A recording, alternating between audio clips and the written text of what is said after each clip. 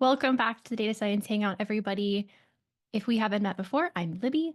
I am a community manager here at Posit, helping to enrich our beautiful, wonderful Data Science Hangout community.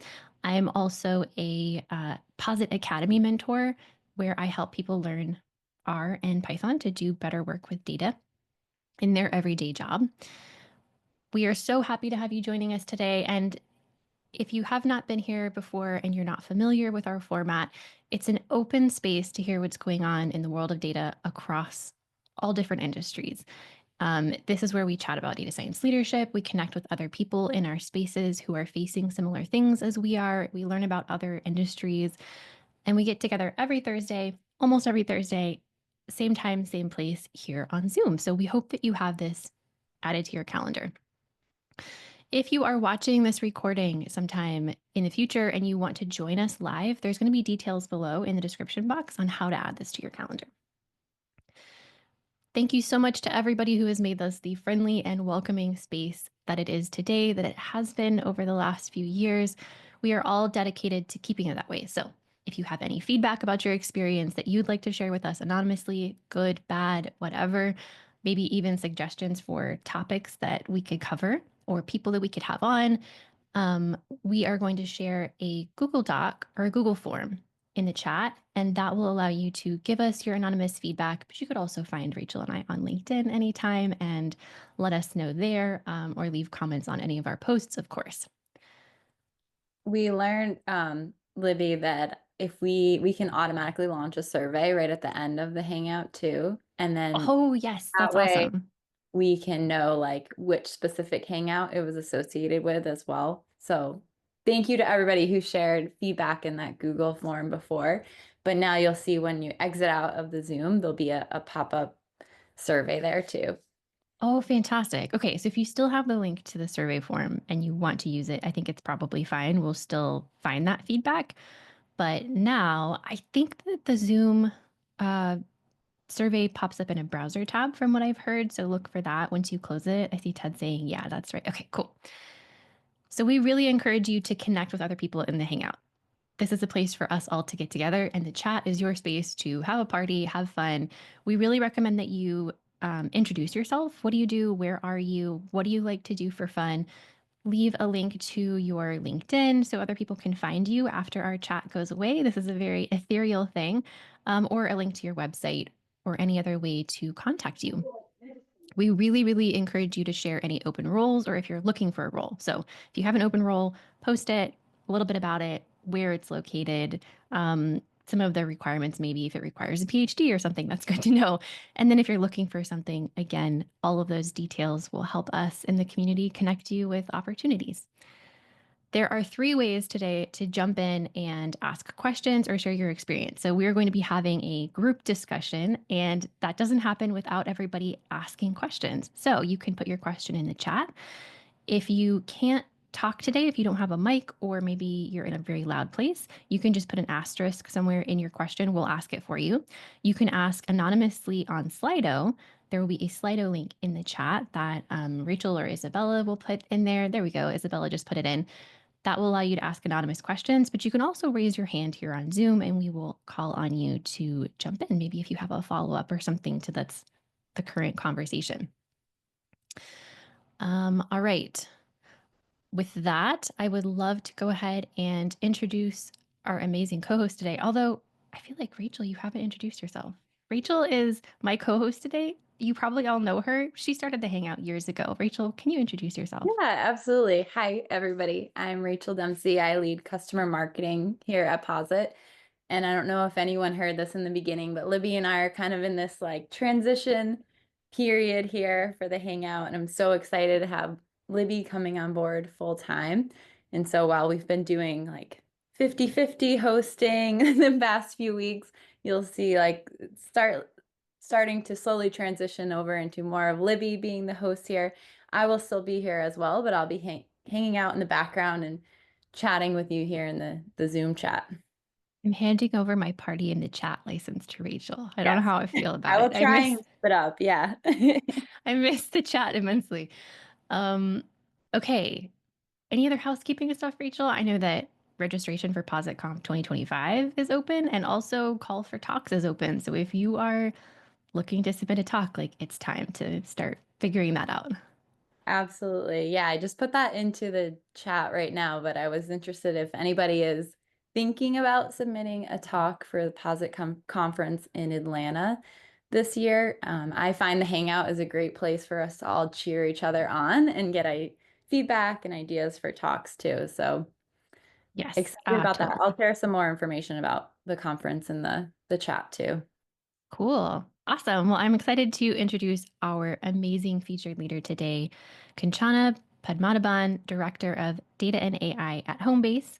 Kanchana, could you tell us a little bit about yourself, what you do, maybe what Homebase is, and a little bit about what you like to do outside of work? Sure. Thank you, Libby and Rachel, for having me. I'm seeing the participant count at 121, and my nervousness is slowly increasing. So if I'm a bit nervous, like, forgive me. Um, so hi, I'm Kanchana. As Libby said, I'm heading data and AI at a startup called Homebase. Homebase is a company that builds software for small businesses. So we build scheduling, payroll, hiring, timesheets, and a lot of other features. We also have lots of integrations with POS vendors like Clover, as an example. We also have a lot of financial products for employees of small businesses. So that's the plethora of things we do. Um, my background is basically data. I've been in the data space since I graduated many years ago from NC State. And then I've been through different industries. I started in social media when Twitter was still called Twitter, when we used to ingest all their fire hosts and build products off of that. Then I went to retail for a bit, then supply chain, then healthcare, and then I'm here. Um, yeah, and I think what else can I say about myself is, um, yeah, and I think I said that to Libby when I started, and Rachel, is that uh, they had some questions around data science and how it's evolving and changing. And I basically said that I have a belief system. It seems to be updating over the years that I've been in this space. And um, so, so it's a constantly evolving thing. So I may share opinions now, which are really opinions, which what I think about right now. And I may get more information in 3 months that may alter what I believe. But I think that's true for all of us. I think we're all still learning how the space is changing. So Absolutely. I think anybody who decides this is the way that things are and the way that they always will be is probably not telling the truth and doesn't know what they're talking about. So it's really refreshing to hear somebody say, like, we're all dealing with evolving and changing opinions of things. Kanchana, is there something you like to do outside of work? oh, yes, I absolutely love music. So I learned to play the keyboard and I also learn vocals. So I try to practice both. And I also have 2 kids. So with that plus kids, I also teach. I should have mentioned that. I teach part-time Yeah, at the university. I actually teach at actually all 3 universities in downtown. So I teach at the University of Toronto, the Queen's University, as well as the TMU. I teach at the business schools in Rotman, in University of Toronto, which is Rotman, and Smith School of Business in their data science amazing. What are the program. topics that you teach? Um, most recently, I've been teaching deep learning, but Okay, prior to that, I've taught big data tools, I've taught machine learning, I've taught data visualization once, and introduction to Python many years ago. So I've taught it. amazing. So. I don't know how you find the time to do that and work full time and have 2 kids and learn music, but that's amazing. Well, I was wondering if you could give us a high level view of the problems that your team solves so that as we are developing questions for you, we can understand the types of problems that you work on in data science and Homebase. So we work on both what we call customer facing or external ML features. So just to give context, so my the teams I own are data engineering, data platform, data science, and ML platform. So all of those teams are in my area. So I'll talk specifically about the data science part of my job. So the problems that we solve are both for customers as well as for our internal customers, as I like to call it. So we have customer-facing features. We have ML features in scheduling, for example, predictive scheduling, like using the data, like building out an optimization engine that can optimize a schedule with various constraints, as an example. We also build tools and models that can kind of gather availabilities of employees, which sounds like a very simple thing. It's a very complex thing to gather information from employees to kind of use to schedule their hours.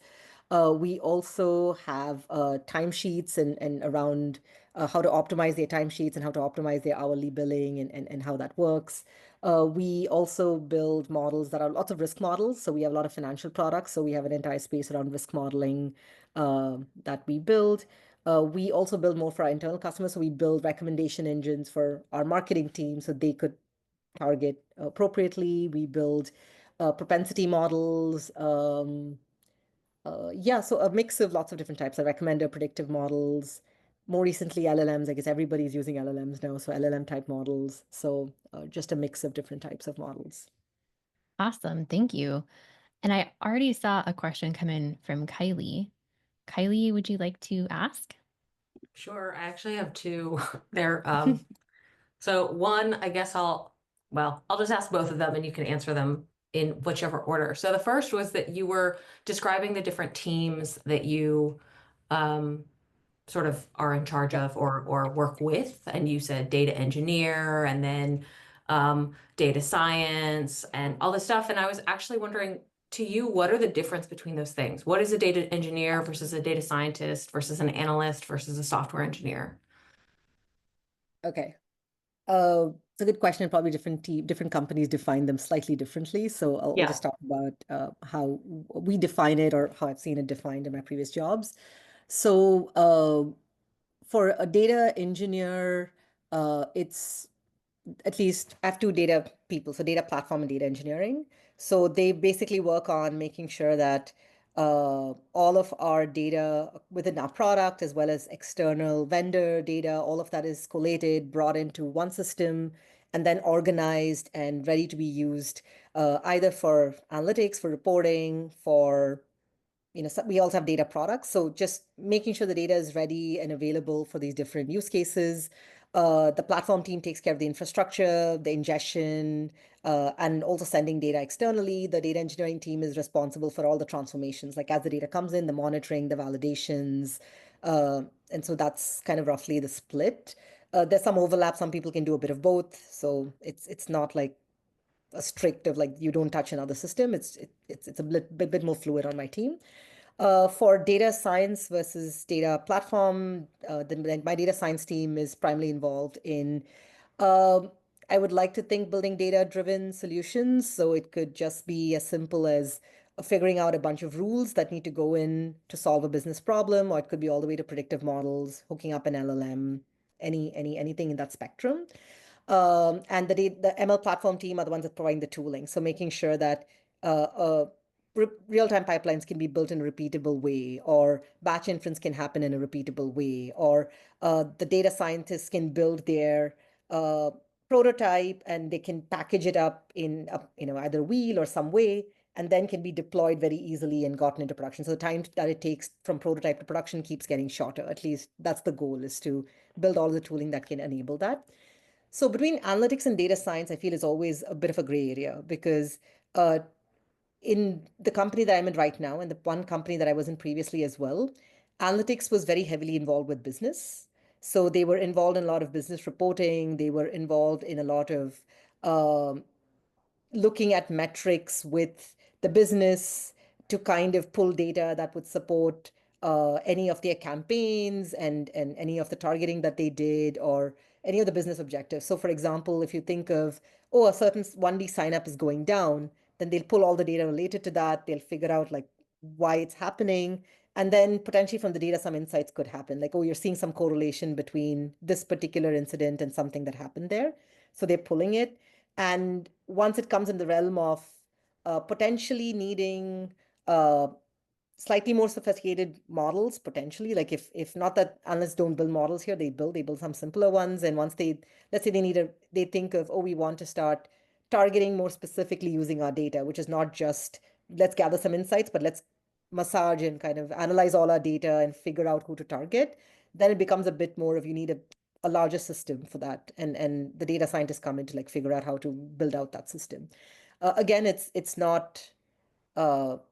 My analysts sometimes do build simpler models. We support them. Like sometimes if they have questions, we work with them. So it's not like they don't, but it's just the scale of the problem. Like when you need to work with more data and when you want to build predictive models, when you want to do something with recommendation, when you want to take in lots of different inputs and process it, then we come in.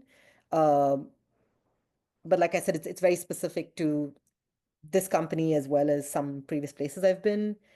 Uh, and also the title data scientist is it's one of those, like, what is like, who is a data scientist? It's entirely dependent on how, what your company is given you as well. So now we also have applied AI scientists. So it's like, yeah.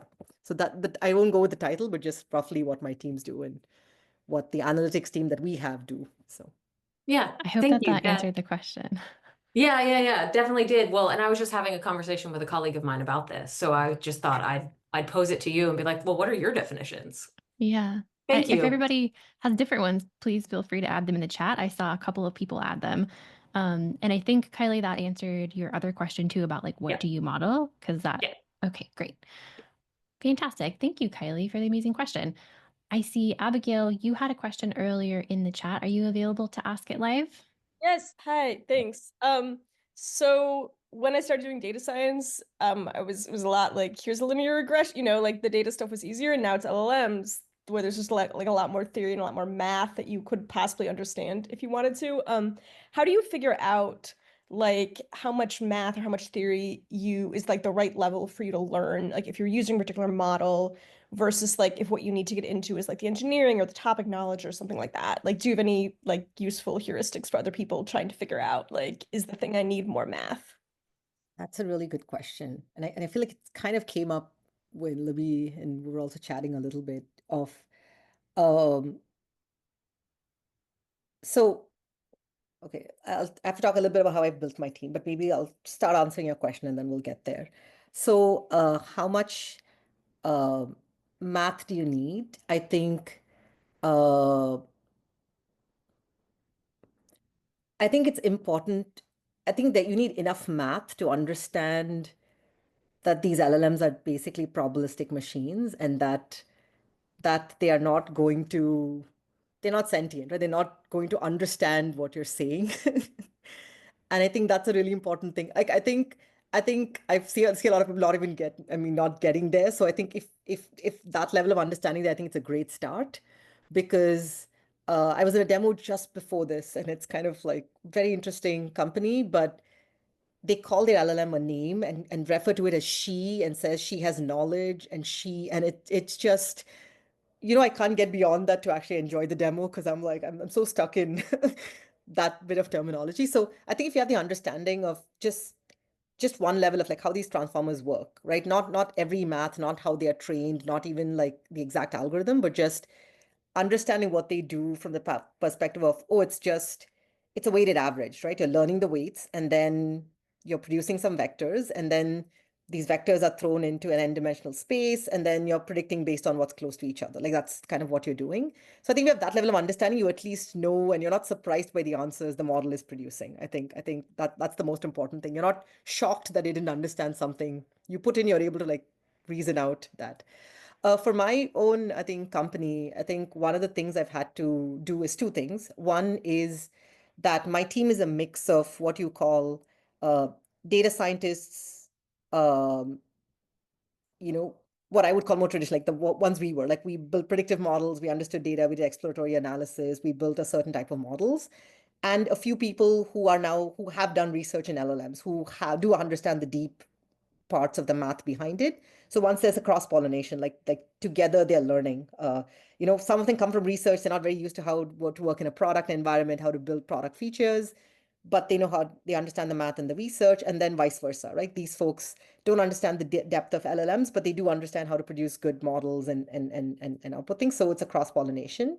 I've also had to like set up what I'm calling the center of excellence, because with ChatGPT, I think you technically don't even need a data scientist to run these prompts. Like everybody in my company is running stuff using prompts and building assistants, as they call it, for different purposes. So I've really had to set up the center of excellence around like teaching and teaching how these things work, even being technical, talking about evaluations, talking about hallucinations, what they could mean.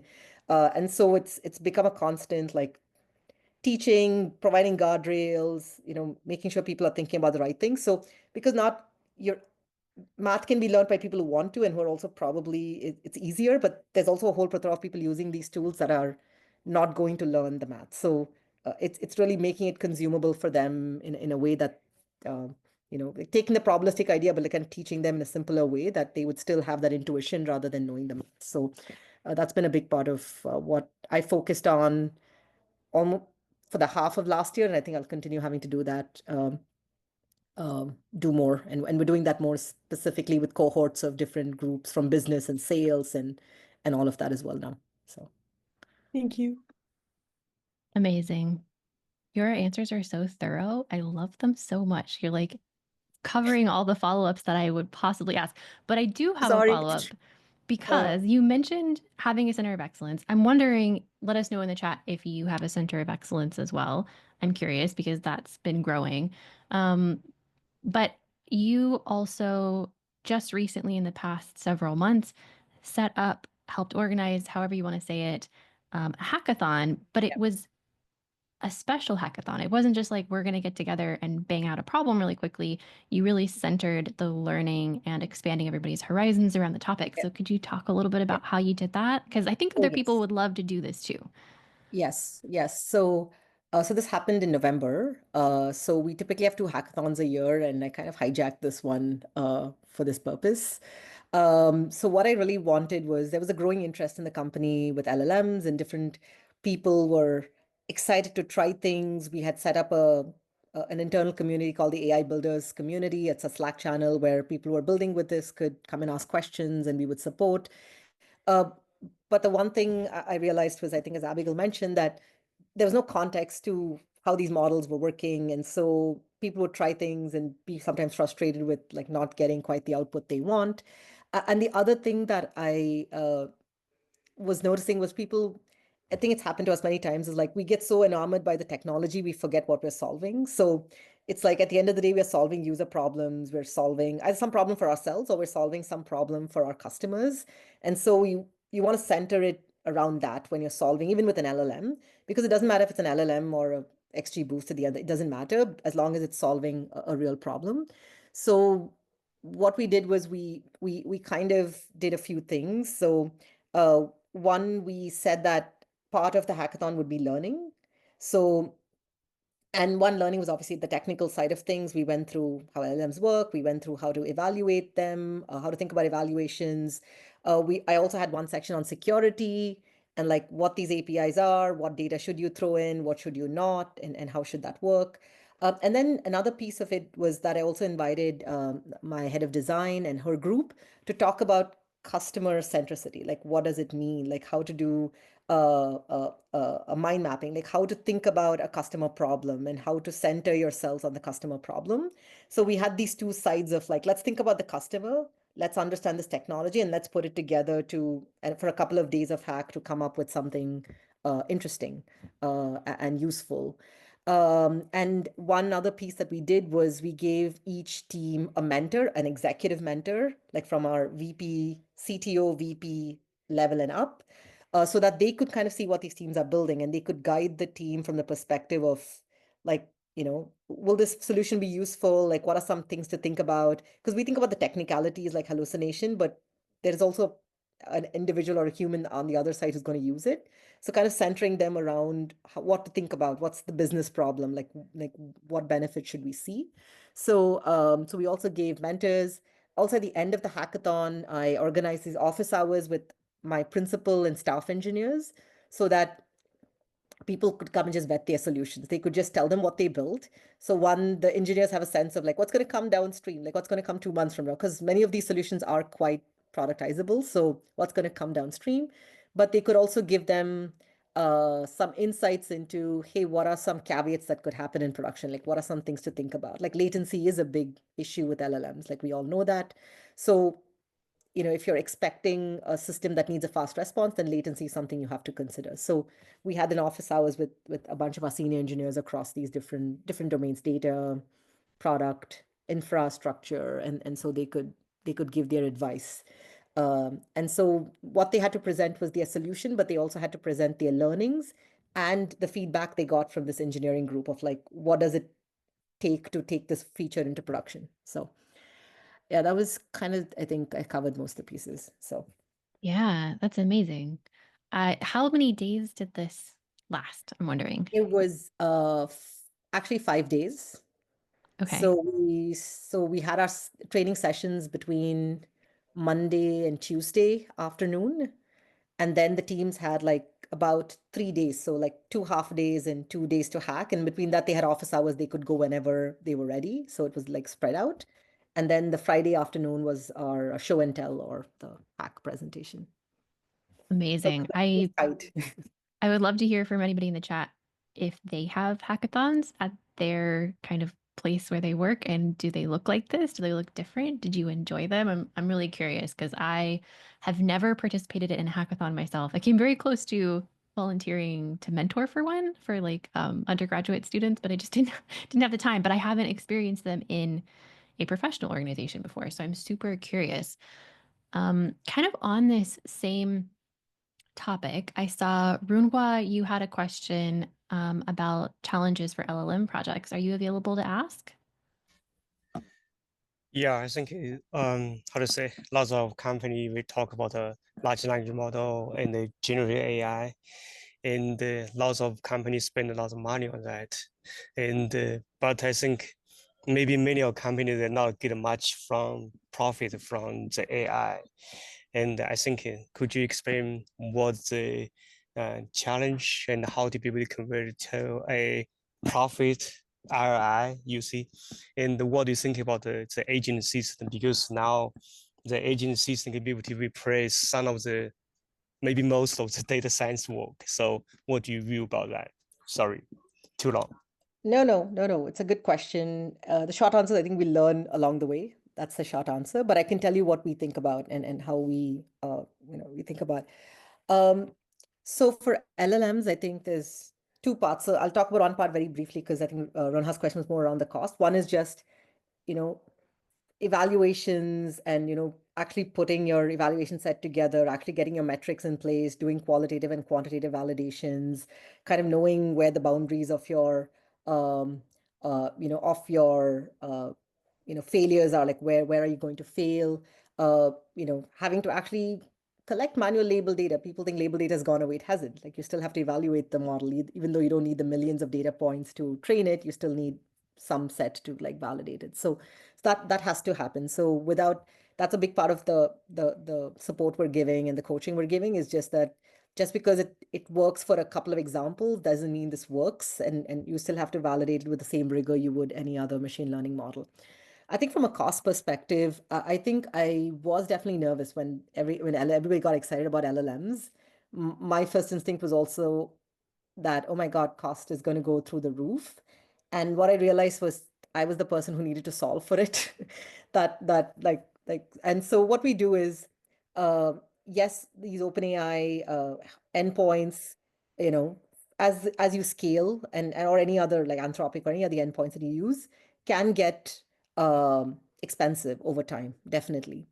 But I think what they help you do is kind of evaluate your use case really fast, right? Because one of these things we don't know about these LLM type features is you don't know, especially if you're putting out a customer feature, you don't know whether customers will like it in the first place. Like you don't know how they will interact with it. You don't know whether it's going to be good enough.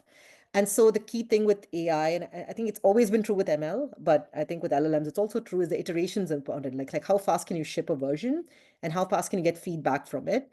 And these LLM endpoints, from these other companies really enable that. They make it really easy to do that. Like you can put an API in and get some feedback really quickly.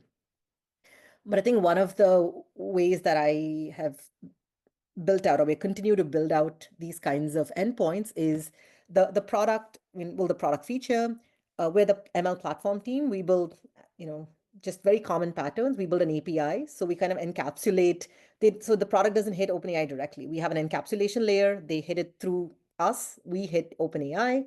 And we've started doing experiments on small language models. Like we start training on our own data and then getting more specific models in-house, and seeing if, like basically get ready for the point when we'll have to like potentially remove these OpenAI type endpoints and then maybe replace them with smaller, maybe use case specific, context specific models.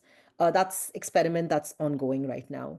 Will we be super successful? Can these models fully replace them? It's definitely a question to be answered. I don't have an exact answer right now, but my thought process is like making sure that the product is not affected. So making sure that everything is encapsulated and set up in my side. And yes, it's going to be expensive in the short term, hopefully, until like we figure out what features to build. But the longer term strategy is always going to be building models with our own data. One, it can have a lot of context of our company, but also it'll probably be more effective. And of course, a bigger part of our discussions always, does it even need an LLM?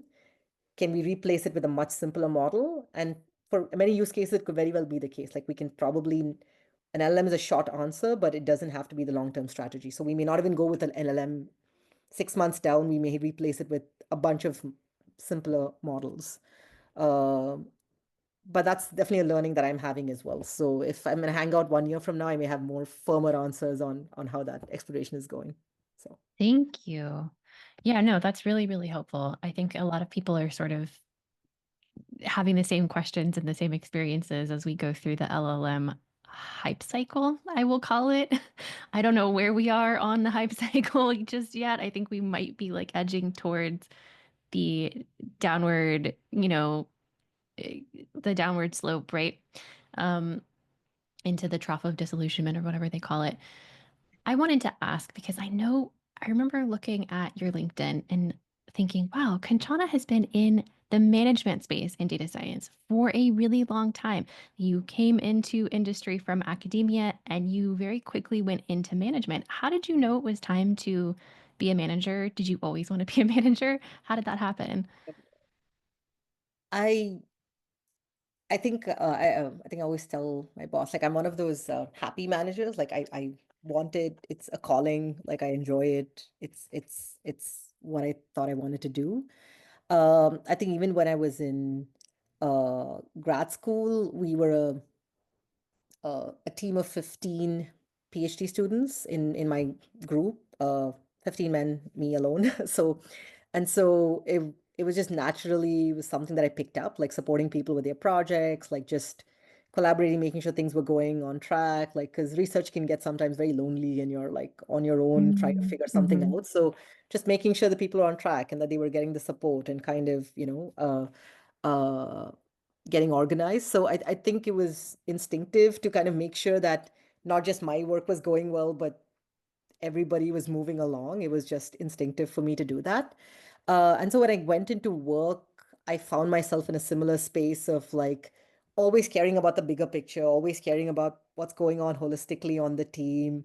Like I was never like, assign me a ticket, I'll do it. I was never that person. I was always like, okay, I'll do my ticket. And also, what's that person doing? What's that person doing? Like how are we fitting all the pieces together? And what impact are we creating as a team? Uh, so I don't have like a perfect answer when I decided to transition. I think it was just an It was instinctive, always there. it felt natural. So I think Yeah. when my manager asked me at some point, like he had to decide, like he was like, "Hey, I have this position. Do you want to be a manager? Do you want to be an IC? Like you could be both. It's your choice." I was like, "Yeah, yeah, management seems more more my calling." Although the one thing I would say is management, and I feel a lot of people may think that management will take you away from the technical stuff. I never stay away very far away from the technical stuff in general. Like I generally I love keeping up with things. I love making sure that I understand what my teams are building. I love being in the architecture discussions. I love understanding how these systems are built, and there's I have opinions. So I think I have the balance. I don't think it's taken me away. It's like I'm doing things I love. Like I do love to manage people and help them grow, and it's just instinctive to make sure that other people are also progressing as the same way as I am. But at the same time, I also have time to like make sure that I get into the technical stuff, and I have a sense of what's going on. And I love it. I bet teaching on the side helps you stay engaged in the technical side and how things work a little bit. it definitely does. And I think the teaching helps both ways. Like from an industry, I can take my experiences and share them, like in a way that, Mhm. oh, all of these are great, but but this is what's happening in the industry, or at least from my experience, and vice versa. And I've always also had these my tax type programs and collaborations with academia. So I've always like worked with professors, their PhD students, publishing and working with them. So that also definitely keeps me in the loop with things. Well, thank you so much for answering that. I would say, as a sort of echo to that, is that I am also doing what it is most natural for me to do, like the community building stuff, the connecting people to each other. I've been doing it since grad school, and I also like tutored other people all through undergrad and grad school. And so teaching became just a very natural thing for me to do, and mentoring people. So I really highly encourage anybody out there, if there's something that just comes naturally to you and you feel really called to do it, find a way to do it in whatever, industry or org you're in. Well, I saw there was a question from Zach, and it has an asterisk, so I will ask it, but there's a little bit of discussion about it in the chat. I think it's a great question. He says, when building a predictive model, how do you find the right balance between ensuring the model is explainable versus how accurate it is? Do you often see situations where an AI or machine learning model is less ideal than a simpler model? I'm assuming because a simpler model is probably more explainable. Yeah, it's always a good question. I think uh, the general rule of thumb, at least we've tried, and it's not perfect, is uh, and also explainability is interesting because like it's like explainability itself, almost a lot of explainable models, unless you're using a linear regression model itself, is another model that is kind of running a certain scenario and putting together what it's gathering. So for uh, the models that were more, uh, I think, risk-based, I mean, things that were determining if someone would, we have a product called Cash Out. So we have models that, that internally we have risk assessment of like, when people are drawing cash outs. You obviously want to there's a responsibility angle to it, right? Like even if the business may not think about it, as a data scientist, we have a code of ethics we write up for data science. We have a conference page that says, we have a code of ethics that says do no harm, like make sure that you're not biased, and all of that. So we try to make those models as much as possible explainable. And the one thing we do is uh, we don't reject anybody, if you know what I'm saying. Like everybody gets a minimum of something, right? Like there's no, like the model will not make a decision in the negative. And we make sure that when there's a negative decision, that a minimum's given and there is a review. There's something else happens beyond that. It's never a model making a decision. So we try to balance out like trying models that are a bit more explainable, and uh, making sure that there are business rules around not just blindly saying no to somebody in some critical use cases. Um, but in other use cases,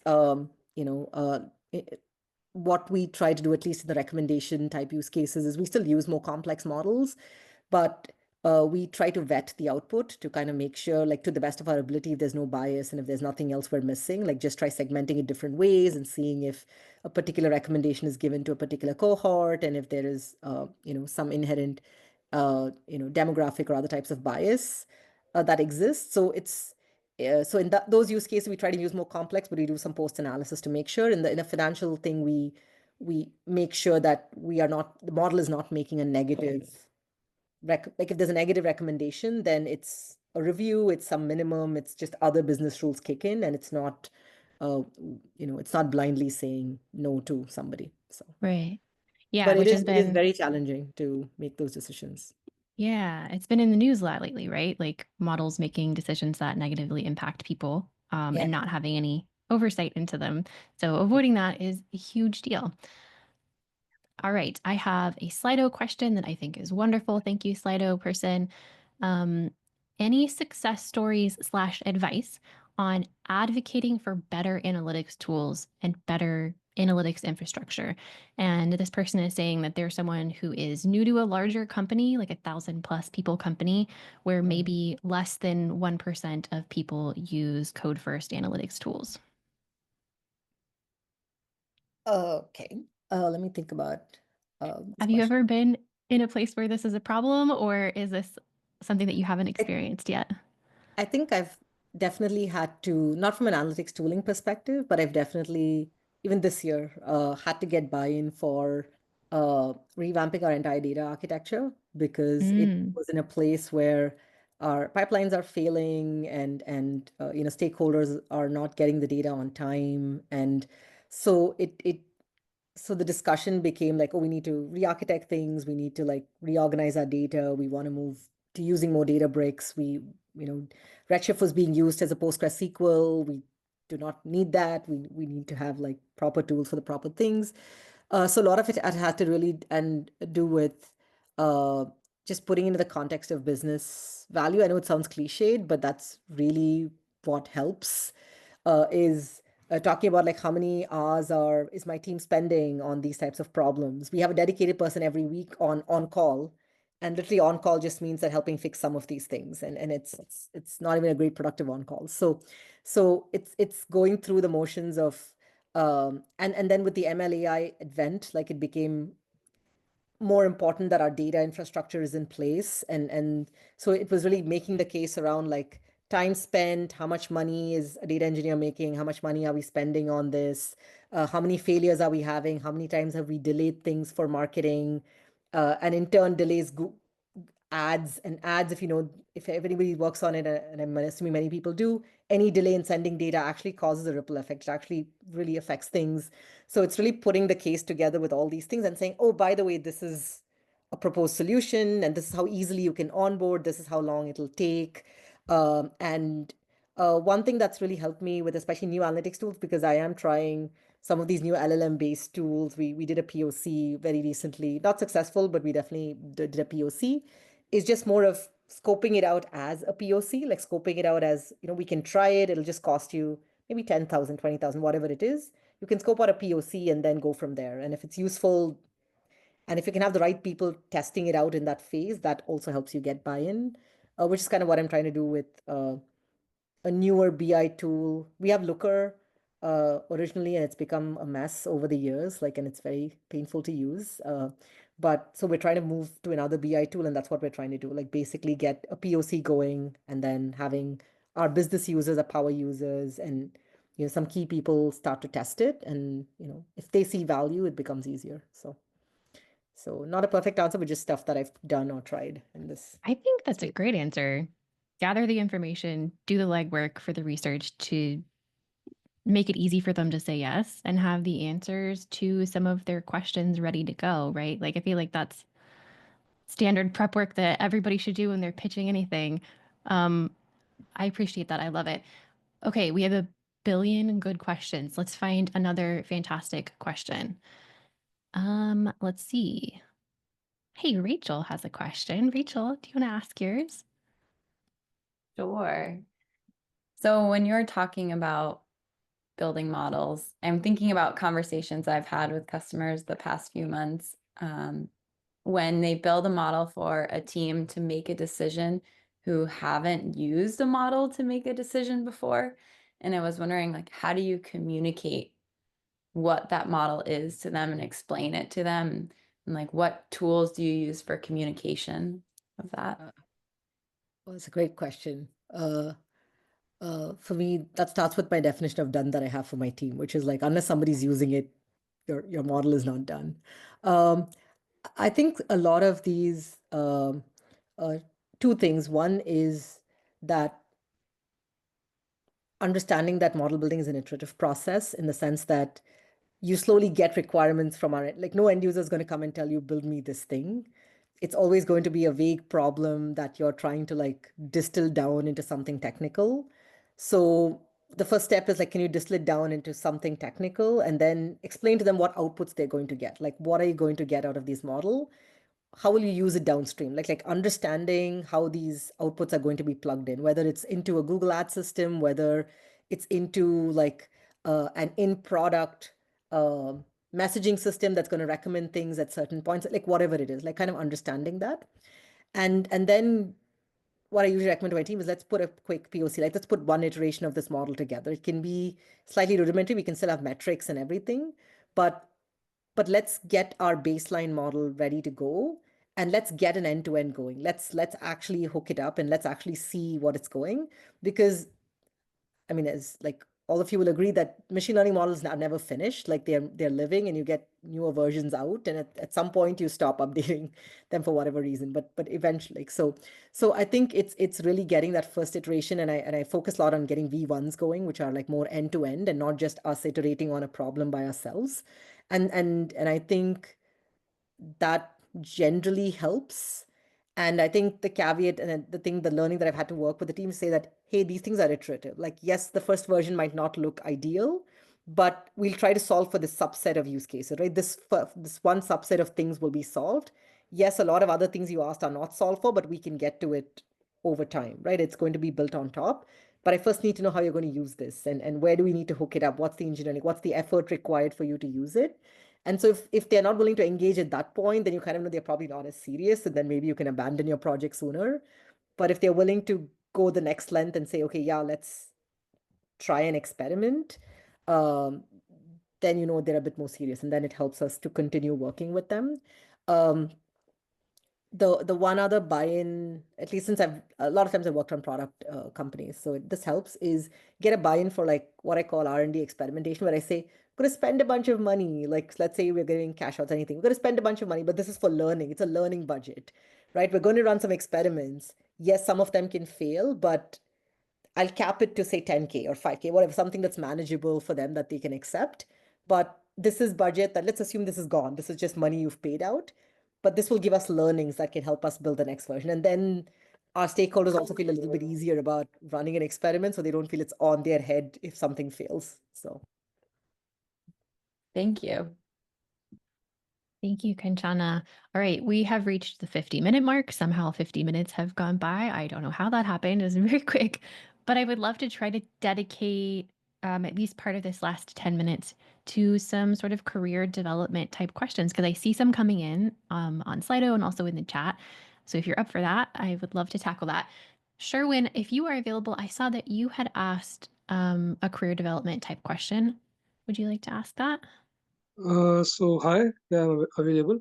So I want to know from Kanchana, how can we develop our domain knowledge? And this is especially in context of analytics, because you might have technical skills in analytics, but it's difficult to build domain related knowledge if you haven't worked in that domain before. So let's say if you haven't worked as an accountant, you would not know much about finance. And if you end up as a financial analyst, you are going to run into a lot of problems because you just have technical skills, but you don't have the business logic to back that up. So how can someone increase his domain knowledge if he is in college or grad school or anywhere? oh, that's a good question. And I actually don't know if I have a great answer for that, to be honest, because I think um, of course, there's resources available that you can probably learn from, but I think the way you learn is assuming that you're a college grad wanting to start. You go in and then you spend a lot of time with the experts who are there. Like that's the thing that I do with my data science team. My analytics teams is very embedded, so they're already embedded into different domains. So they just naturally are in the meetings and they learn. But even for my data scientists, I make sure that they are sitting in all these meetings, like with the team, even if it's not specifically a data science problem that's being discussed, like even if they're just discussing uh, a particular product area and what's going on and what are their goals that they want to achieve. Okay, they want to get this many more customers, and this is some pain points that they're seeing. I get them to like just go and attend these different meetings and sit in, and most stakeholders have been good about it. because sometimes our stakeholders may not know to define a problem for us. Like we may see a problem, we may see something that can be solved with data ourselves, and we can propose things. So I don't know if anybody else has a good answer about like learning it from university itself. I mean, one of the domains I learned was doing research, and through my PhD, just started with not knowing very much about computational biology and knowing a lot by the end I finished my PhD. But that was a very specific path that I took. But yeah, definitely in when once you're in, definitely spend just just be attached at the hip, as I call it, with any and all domain people you can. Most of them are usually very helpful, and they want you to learn because it makes their life easier, so they're not hesitant. But I don't know if anybody else has suggestions for his question. Yeah, there are some in the chat. All right. I think that my suggestion is, even if you need to get a job that's not analytics, that's in that domain, or an internship that's not analytics in that domain, you will learn so much about that domain that you can then apply your analytics skill set to. Yeah. And I think that those skill sets and that domain knowledge can transfer over to other industries as well. Like if you are in supply chain and you learn about optimization, you might end up at Homebase doing optimization for scheduling, which is just another type of optimization, right? Yeah. And coffee chats, actually. I generally don't turn on. I mean, I try to have many coffee chats if people are asking me for it. So as long as you don't send me, hi, I want to have a coffee chat with you, and you give me a little bit more, I think I'm willing to invest some time. So yeah, make friends and also join professional organizations for that domain. They yes. probably exist, right? You can go make friends in Yes. those areas. Yes. All right. Yes. Kylie, you asked another question that I feel like is definitely personal development. And if you are still here, you can ask that. Do you remember what it was? Was that my manager's question? Yes. Did you have good managers in the past, or did you learn from bad managers? Yeah, because basically you're coming from academia, right? And academia is not a very great example of good management. It's people who have fallen upwards because that's the way it works and shouldn't be managing people. And so I'm just curious about sort of how you manage and how you've learned to manage, whether it was from a good example or a lot of bad examples.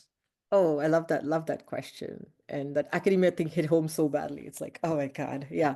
So so the story is that like when I finished grad school, my advisor, as all advisors, was had a certain pattern to it. And so when I finished, I was a very nervous person, if you can call it, like very nervous about work and then finishing things on time and like answering emails the minute it gets into my inbox and having no delay and like being available on the weekend even though I was not on call and didn't need to be. And I was like not in a great shape, to be honest.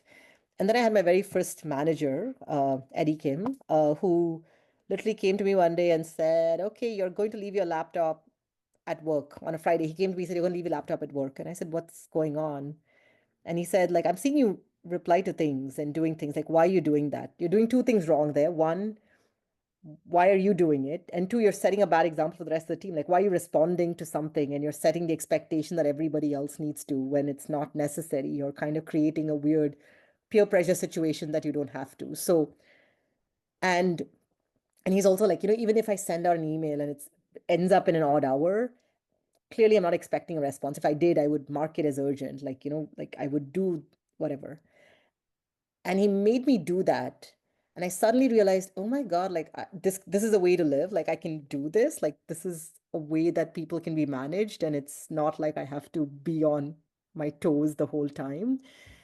And it really, really like switched something in me where not that I would have gone and done that to some other person, but it's like, I don't think I was even mentally there. Like he turned my life around. He just flipped a switch for me when I'm like, oh, I can breathe.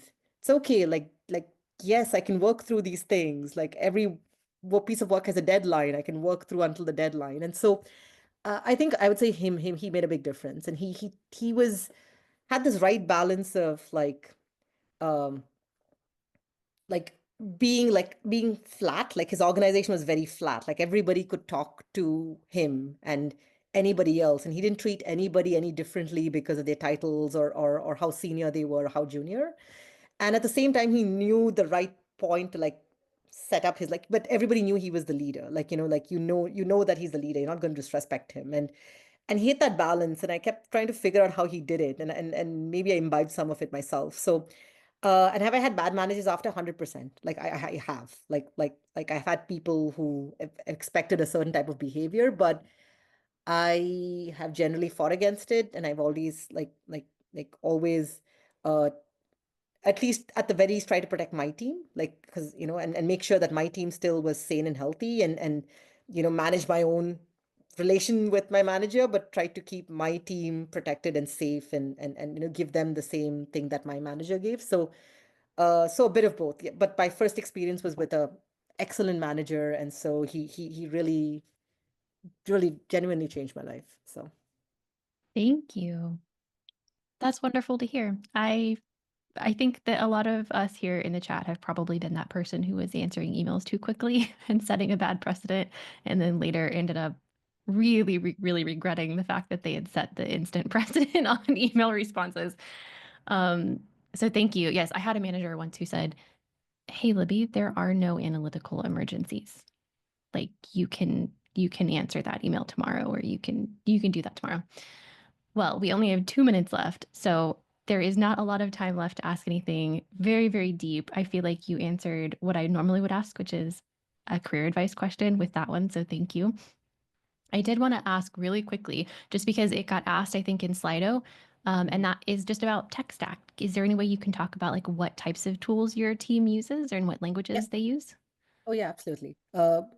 So the one rule of thumb I try to follow is keep my stack very boring and very standard, and because I've been in a place earlier when it was not, and we had Hadoop failures all over the place. So right now, oh my God, I've been on call for those things, and it gives me nightmares. But right now, our tech stack is Databricks for almost all things ML and data. We do have Redshift for our warehousing, trying to move a bit away from it. We use Airflow for all of our pipelines. We have dbt that helps, that helps do a bit of self-serve with analytics, because they can build their models and build their metrics a bit more easy in SQL, and they don't have to do it in Python. We have Looker as our dashboarding. Would not recommend it. So it's one of those eventually, hopefully, I will work through. But what else? SQL, of course. Python, SQL are the fundamentals. And yeah, because Databricks, we use Spark for a lot of our processing. Yeah, we also have other tools in the company, like we have integrations with Salesforce, and we have integrations with things like HighTouch uh, and some marketing ops type tools, but the main Awesome. core tech stack is this. So. Thank you. Well, thank you, everybody. And as housekeeping, I will remind everybody that Rachel put in the chat, Julia Silge's workflow demo on the 29th of this month is going to be on model cards for transparent, responsible reporting. Might be a great follow-up to this conversation if anybody is interested. Thank you so much for joining us. We hope you have a wonderful day. We will see you next week, same time, same place. And thank you so much, Kanchana, for joining us. This conversation was amazing. And this was great fun. Thank you so much. Thank you for all the questions. Yes. Appreciate it. Everybody had great questions. All right. Have a good day, everybody. See you. Bye. Thank you, everyone. Bye.